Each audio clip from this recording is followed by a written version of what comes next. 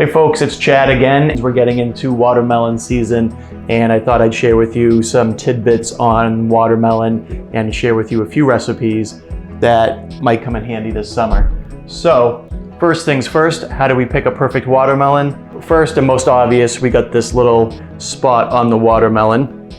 This is called a field spot, and it should be creamy dark yellow. It shouldn't be pale, it shouldn't be dull. It should be a creamy dark yellow, and it should be pretty prominent to let you know that this watermelon sat in the field and was given a chance to fully ripen. And when you get a ripe fruit, you get sweet fruit. And you want a melon that's pretty relatively heavy for its size. You can give it a quick thump. Should get a hollow sound there.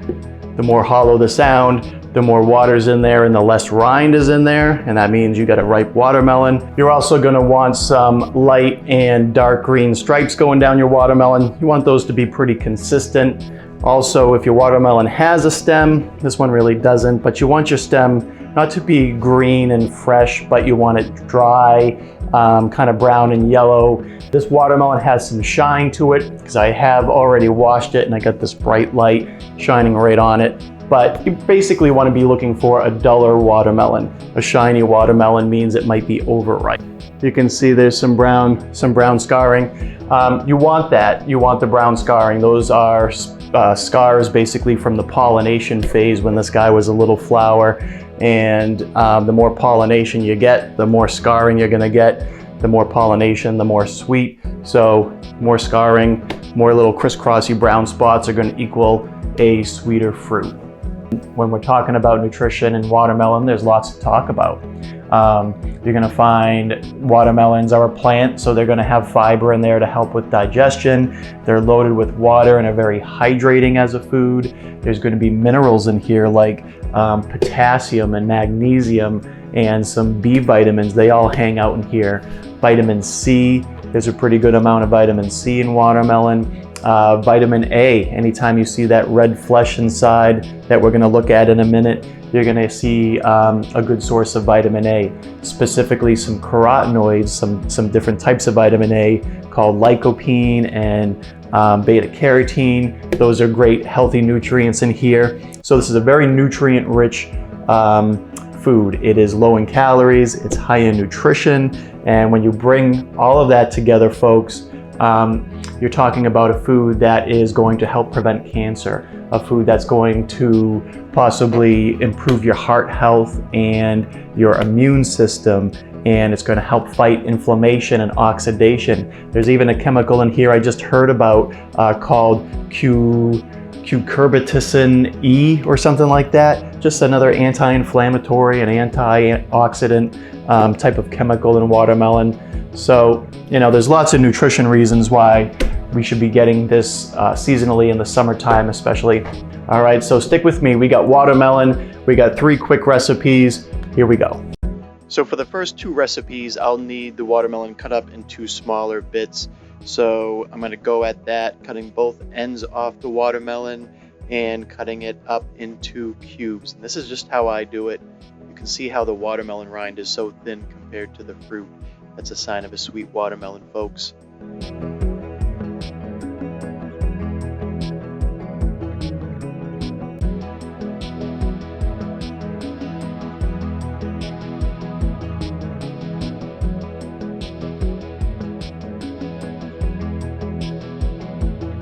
So now that we have our watermelon all cubed up and ready to go in these small little cubes, we're going to start with the first recipe, which is kind of like a creamier chia pudding.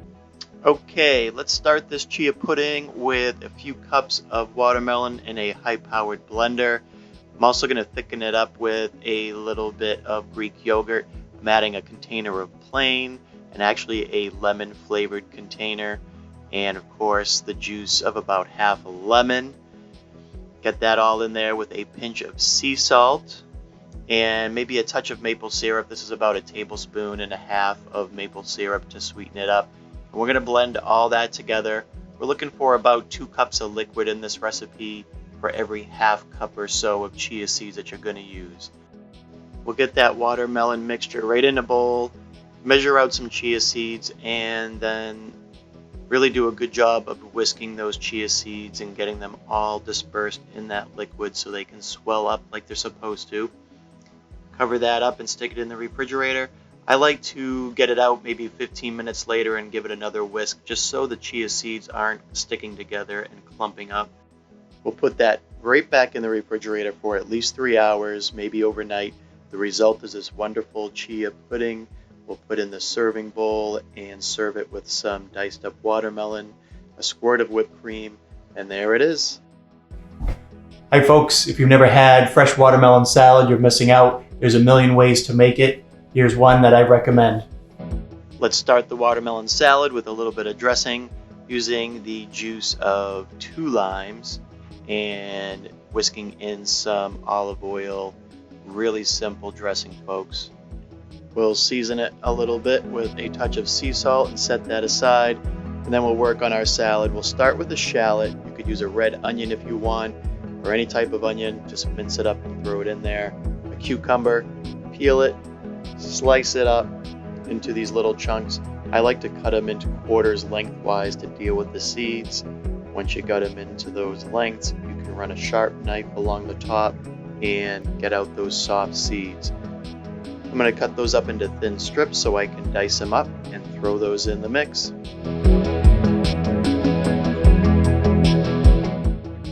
I've got a bunch of mint here. I'm just going to take the leaves from the stems, and it's always easier to cut up herbs when you roll them up nice and tight, and we'll chop those up and set them aside.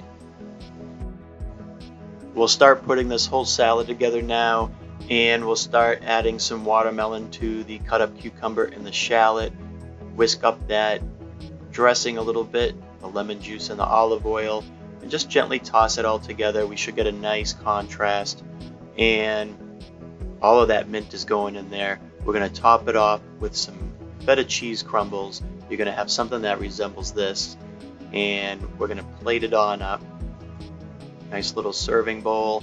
You can get a little creative. I'm adding some raw pumpkin seeds on top, finishing with some more crumbles, and I'm also going to drizzle it with some balsamic vinegar glaze. And boom, you got the salad. So this one's the easiest of them all. Imagine this, you are just done grilling your dinner, you want to have dessert, the grill is still hot, you got some nice cut up watermelon ready to eat. What are you going to do? Well, you might consider some grilled watermelon. Here is some lime juice and some honey. You're going to whisk that together to form a nice little glaze sort of thing. Kick it up with a little bit of Tabasco or hot sauce. And again, you can't go wrong with a little bit of salt to season it. We're going to set that aside and cut up some watermelon into some larger pieces. Here I'm just going to go for like the traditional triangle shaped type of shaped watermelon here. I don't have a brush, so instead of brushing this on, I'm just pouring it in a sheet pan and trying to move these watermelon pieces around so they all get coated a little bit with that lime and honey mixture.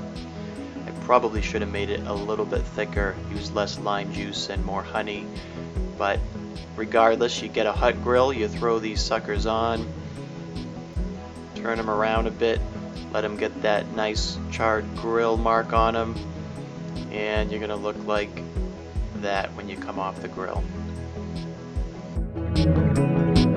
So there we have 3 watermelon recipes that I feel take the ho-hum out of your watermelon eating experience. I hope you try them. I hope they inspire you to look up other watermelon recipes. I hope you just eat plain watermelon this summer. Any way you have it, it's going to be a nutritious treat. And until next time, I'll come up with something else. Keep on cooking. I'll see you later.